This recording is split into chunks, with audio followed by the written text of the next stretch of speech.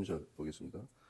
누군지 다른 교훈을 하며 바른 말, 곧 우리 주 예수 그리스도의 말씀과 경건에 관한 교훈을 따르지 아니하면. 아멘.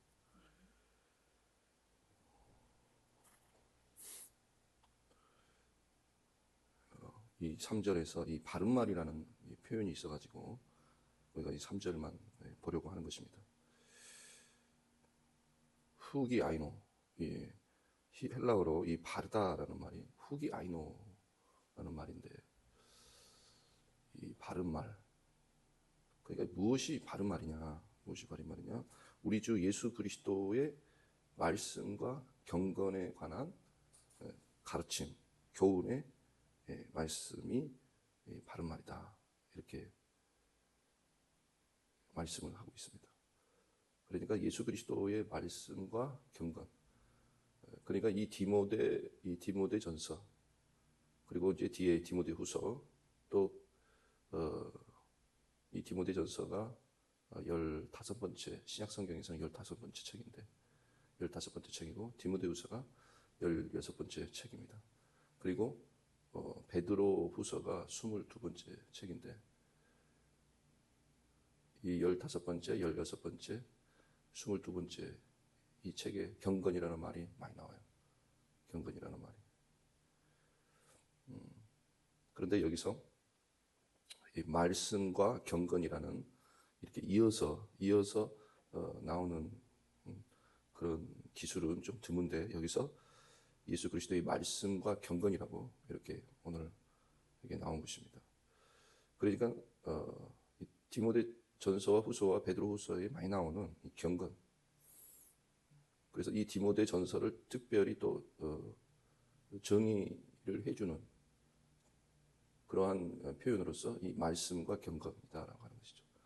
우리가 이것을 목회 서신으로 또 볼 수가 있지만은 말씀과 경건에 관한 책이다, 이렇게 볼 수도 있습니다. 디모데 전서를. 그래서 우리가 이제 주 예수 그리스도의 말씀을 듣고 배우지만은 그 말씀이 어떤 결과를 가져오느냐. 그래서 그 말씀을 통해 가지고 우리는 어떠한 삶의 그런 모습, 또 어떠한 삶의 증거가 있어야 되느냐. 우리가 디모데전서에서 나오는 이 과부에 대해서도 뭐예요? 증거가 있어야 된다는 거죠. 증거. 그러니까 아름다운 행실에 대한 증거가 있어야 된다. 그 아름다운 행실, 자녀를 잘 돌보고 양육하고 섬기고 나그네를 대접하고, 그리고 성도들의 발을 씻기며, 이런 증거가 있어야 된다. 모든 선한 일에 증거가 있어야 된다는 것입니다. 우리는 무슨 직통 계시 이렇게 얘기하면서 어떤 증거에 대해서는 우리가 익숙하지가 않습니다. 아무리 직통 계시가 있다 할지라도 직통 계시는 부분적으로 있는 것입니다. 바울이나 베드로, 또 사도 요한, 이런 제자들처럼 아무리 계시가 있고 환상이 있고 그런 것이 있다 할지라도 부분적으로 알고 부분적으로 예언한다라고 되어 있습니다. 성경은 말하기를 증거가 있어야 된다는 거예요. 감독에게도, 집사에게도, 과부에게도, 장로에게도, 심지어는 엉이를 메고 있는 종이라 할지라도 증거가 있어야 된다. 그걸 우리가 선한 증거, 그걸 우리가 디모데 전서의 표현으로는 경건이라고 말할 수가 있는 것이죠. 그러니까 이런 말씀과 경건에 관한 이 가르침이 바른 말씀이다라는 거예요. 바른 말씀. 바르다라고 하는 것은 후기 아이노라는 단어인데, 이 단어가 건강하다, 건전하다, 그런 뜻입니다. 온전하다. 후기 아이노. 그러니까 이것은 아주 건강하고 건전하고 온전하고 완전하다, 이런 의미인데, 이 단어의 이 단어와 유사한 히브리 단어가 바로 샬롬입니다. 샬롬.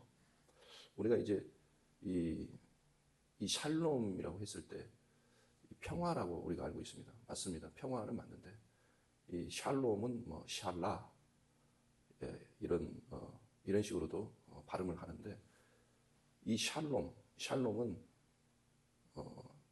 여기서 후기 아이노에서 말하는 이러한 의미도 있어요. 건강하고 건전하다. 그래서 어떤 완전성, 완전함 이런 의미가 샬롬에는 있습니다. 그도 그럴 것이 우리가 평화라고 하는 것이 뭐예요? 몸의 평화. 몸의 평화다 그러면은 몸이 어디가 아프지가 않고 전체적으로 건강해야만 몸의 평화가 있겠죠. 가정에도 그렇고 지역사회 공동체도 그렇고 대한민국 한 나라도 마찬가지입니다. 우리가 평화하다, 평화가 있다라고 하는 건 뭐예요? 분쟁이 없다는 거죠. 분쟁이 없고 다툼이 없고 그러면서 이 결국은 평화를 깨트리는 그런 요소들을 평화를 깨트리는 우리가 쉽게 생각해서 몸의 평화를 깨트리는 어떤 질병이나 어떤 연약함이나 또 이러한 것들을 제거를 했을 때 이러한 몸의 어떤 질병이나 또 아니면 연약한 그런 부위를 치료를 하고 또 몸을 약하게 하는 그런 원인이 있을 거 아니에요. 그 원인을 제거를 함으로써 우리가 이제 몸이 건강하겠죠. 그리고 온전해지겠죠. 가정도 그렇고 이런 지역사회 공동체도 바로 평화를 깨트리는 그런 요소, 그런 어떤 또 연약함 그런 것들이 치료가 되거나 또 문제를 야기하는 것들이 제거가 돼야 됩니다. 사람들은 또 억울하다라고 할 때가 있죠. 억울하다. 뭔가 비정상적인 어떤 사회 구조 그런 상황에서 억울하다.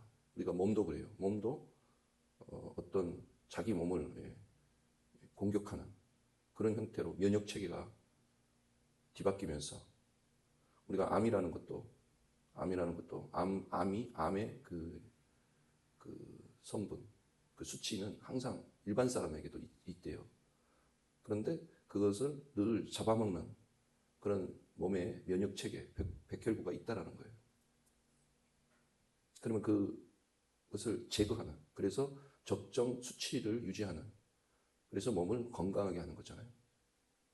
건강하게 한다는 거죠. 그래서 우리가 평화라고 하는 것이 어떤 우리를 해롭게 하는 것들을 제거하는 거죠.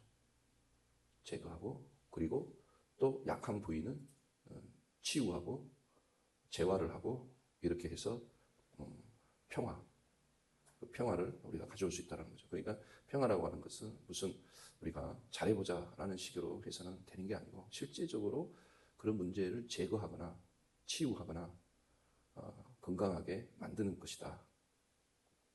그래서 이 바르다라는 이 바른 말씀이 이 샬롬의 히브리어로 바꾼다면 이것을 샬롬으로 바꿀 수가 있는 것입니다. 그러니까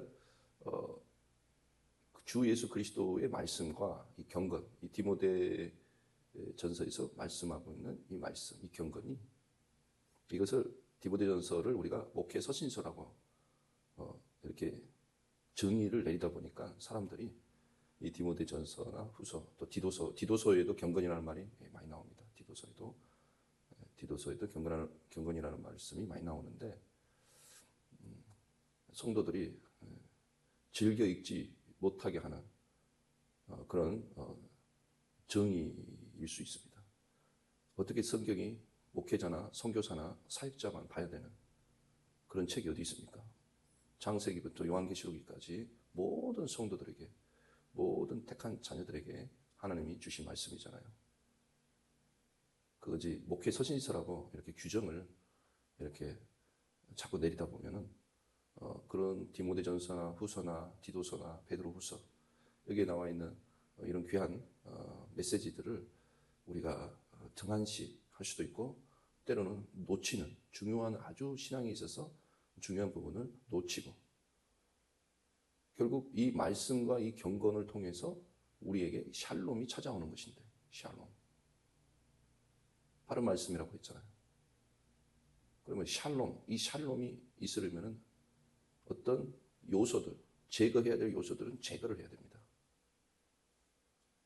그리고 약한 부분은 치유해서 치유해야 되고, 재활을 해야 되는 부분은 재활을 하고, 그래서 모든 성경은 하나님의 감동으로 된 것으로 교훈과 책망과 바르게 함과 의로 교육하기에 유익하다라고 되어 있습니다. 그리고 디모데전서에서 우리가 그걸 바르게 하다라고 하는 것이 트레이닝이라는 뜻인데, 의로 교육하고 바르게 한다라고 하지 않습니까? 의로 교육한다. 어떤 훈육, 그리고 훈련, 그리고 디모데전서에서는 경건의 연습, 이런 식으로 말씀했습니다. 경건의 연습이라는 거죠. 그래서 바울이 로마서나 또 갈라디아서나 어떤 교리적인 부분을 다루고 있는 그런 서신서에서 계속해서 말씀하고 있는 것은 우리가 죽은 자 가운데서 다시 산 자같이, 죽은 자 가운데서 다시 산 자같이 예수 생명, 부활 생명을 얻게 되었다라는 것입니다.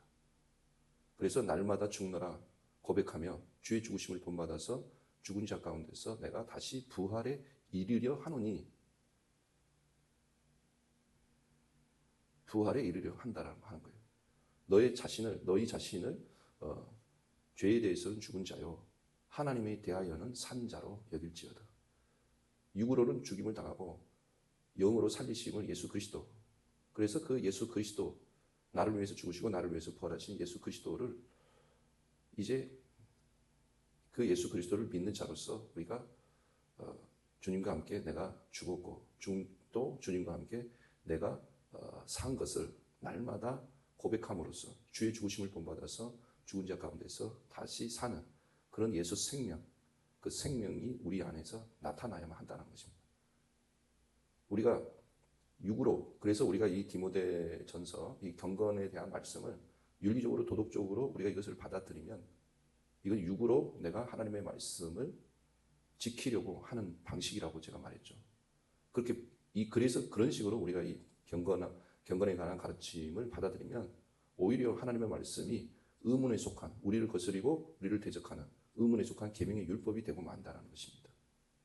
오히려 우리를 거스리고 우리를 대적하는 그러한 율법에 대해서는 오히려 십자가로 말미암아 그것을 폐하셨다는 거예요. 그래서 베드로후서 1장에도 보게 되면 하나님의 신의 성품에 대해서 얘기를 하잖아요. 믿음의 덕을 덕의 지식을 지식의 절제. 이런 윤리적이고 도덕적인 접근이 아닙니다. 생명과 경건에 속한 모든 것을 우리에게, 하나님의 능력을 우리에게 주셨다. 육체로 우리가 하나님의 말씀을 잘 지켜서 육체의 예법을 잘 세워라 이렇게 말씀을 하신 것이 아니고 하나님의 능력을 주었다는 거예요. 생명과 경건에 속한 모든 것을 우리에게 주었다는 거예요. 그렇기 때문에 우리가 영광과 덕으로서 예수 그리스도를 우리가 알게 되므로 그 생명과 경건에 이르게 되었다는 거예요. 그 영광, 그러니까 육체를 따라서는 어떻게 영광이 있겠어요? 육신으로는 죄의 법을 섬기고, 육신으로는 하나님과 원수요, 하나님을 기쁘시게 할 수 없고, 하나님의 법에 굴복할 수도 없고, 율법이 육신이 연약하여 할 수 없는 그것을 하나님은 하시나니 예수 그리스도를 죄 있는 육신의 모습으로 보내어 육신의 죄를 정하시고 육신을 따르지 않고 영을 쫓아 행하는 우리에게 율법의 요구를 이루어지게 하려 하심이라고 성경은 말씀하고 있습니다. 그렇기 때문에 우리가 하나님의 말씀을 육체를 따라서 그렇게 그런 세상의 방식이 있죠. 세상의 방식으로서 세상의 방식이라는 것은 바로 진리를 떠남이에요. 진리를 떠난다는 것은 예수 그리스도께서 나를 위해서 죽으시고 부활하신 것을 모르는 걸 얘기하는 거예요. 육체로는 죽임을 당하고 영으로 살리심을 입은 이 영이 없이, 이 영을 쫓지 않고 육체로 무언가를 이루려고 하는 것, 양심의 율법을 따라서 아니면은 그 율법을 따라서 그것을 이루려고 하는, 그래서 결과적으로는 우리를 거스리고 우리를 대적하는 의문에 속한 계명의 율법이 되어버리고 마는 것이죠. 마태복음 5장에서 지극히 작은 계명은 그런 의문에 속한 계명이 아니에요. 예수님께서 지극히 작은 계명이라도 버리고 가르치는 자는 천국에서 지극히 작다. 그러므로 지극히 작은 계명 하나라도 그것을 행하고 가르치는 자가 천국에서 크다. 라고 말씀하시고 고린도전서 9장에서도 나는 하나님의 율법이 있고 그리스도 율법 아래에 있다라고 바울은 말하잖아요. 나는 하나님의 율법이 있고 그리스도 율법 아래에 있지만 율법이 없는 사람, 또 있는 사람 이런 모든 사람들에게 맞추어서 그들을 구원의 길로 이끈다라고 했지 않습니까? 나는 하나님의 율법에 대해서 자유하고 그리스도 율법에서 자유해서 그렇게 말하지 않고 그 자유하게 하는 율법, 야고보서 1장이죠. 거기서 자유하게 하는 율법이 뭐예요? 나의 모습을 보고 거울을 보듯이 나의 얼굴을 보고 나의 모습을 보고 그러한 티나 점이나 이런 흠을 없애는 것. 자기의 모습을 보고 잊어버린 자가 아니라 자기의 모습을 보고 그것을 정결케 하는 자가 자유하게 하는 율법을 가진 자라고 말하고 있습니다. 이것은 능력이죠. 하나님의 능력. 그래서 생명과 경건에 속한 것을 우리에게 주셨다는 거예요. 어떤 식으로 주셨다? 영광과 덕으로서 예수 그리스도를 알게 함으로써. 덕이라는 것이 아르테, 탁월함인 것입니다. 복음에는 이러한 탁월성이 있다는 거예요. 초월성, 탁월성. 제가 어제 설교에도 어떤 특정 당이나 여당이나 야당이나 특정 당을 쫓는 그 라인에 대해서 제가 살짝 얘기했더니 댓글에 어떤 반문을 하는 댓글이 달려 있던데, 여당도 라인을 굳이 서야 된다면 우리는 여당도 우리 국민이요, 여당도 하나님 앞에서 구원받을 영혼이고 야당도 하나님이 구원해 주시될 영혼이고 편을 가리지 않고 다 하나님의 자녀가 될 사람으로 보는 거예요. 그게 초월성이고 이게 탁월성이죠. 우리가 자식이 10명이 있는데 어떤 자식 편을 가른다는 게 이게 하나님이 평화를 깨트리는 거죠. 야곱이 12아들이 있었지만 편애를 했기 때문에 그 가정에 불화가 있었던 것이고, 그 불화는 결국 희생으로 예수 그리스도의 희생을 예표하는, 그래서 요셉은 고난을 당하고 형 유다는 친동생 베냐민을 위해 자기가 친히 종이 되겠다라고 예수 그리스도의 대속의 희생, 그 대속의 사랑, 그것을 보임으로 그 불화가 있었던 형제들이 하나가 되고 샬롬을 이루지 않습니까? 평화를 이루지 않습니까? 그렇게 함으로써 진정 하나님이 야곱에게 약속하셨던 형제 공동체, 카알 공동체가 이루어져서 애굽에서 생육과 번성을 이루게 되는 것입니다. 우리가 어떤 편을 들지 않고 오히려 샬롬, 예수 그리스도의 대속을 통해서, 정치적인 방법이 아니라 예수 그리스도의 대속을 통해서 이 깨어짐, 분쟁, 다툼, 상처, 갈라짐, 편애, 편견 이런 것들을 치유해서 샬롬을 이룰 수가 있다는 거예요. 이런 탁월성, 복음에는 이런 탁월성이 있다는 거예요. 초월하게 하는 영광이 있다는 거예요. 영광.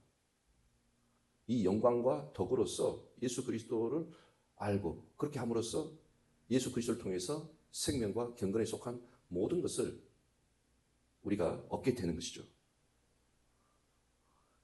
이러한 예수 그리스도의 말씀은 경건을 이렇게 이루라는 거죠. 이 경건을 우리가 이루어야 이게 하나님의 성품이죠. 이게 하나님의 성품이고 예수 그리스도의 형상이고, 이러한 가르침은 바른, 오늘 읽은 말씀처럼 바른 말씀이다라는 거예요. 바른 말씀. 샬롬, 후게아이노. 바로 우리를 온전케 하고 건전케 하고 우리를 완전케 하고 우리를 온전히 샬롬에 이르게 하는, 평화를 이루게 하는 그러한 말씀이다라는 것입니다. 기도하겠습니다. 성령하신 하나님, 말씀과 이 경건에 관한 가르침은 오늘 말씀에서 바른 말씀이다, 샬롬을 이루게 하는 말씀이다 라고 말씀하셨습니다. 이 말씀과 경건으로 진정한 샬롬, 평화가 임하게 하시고 주님의 몸된 공동체가 온전케 되고 완전케 되게 하여 주시옵소서.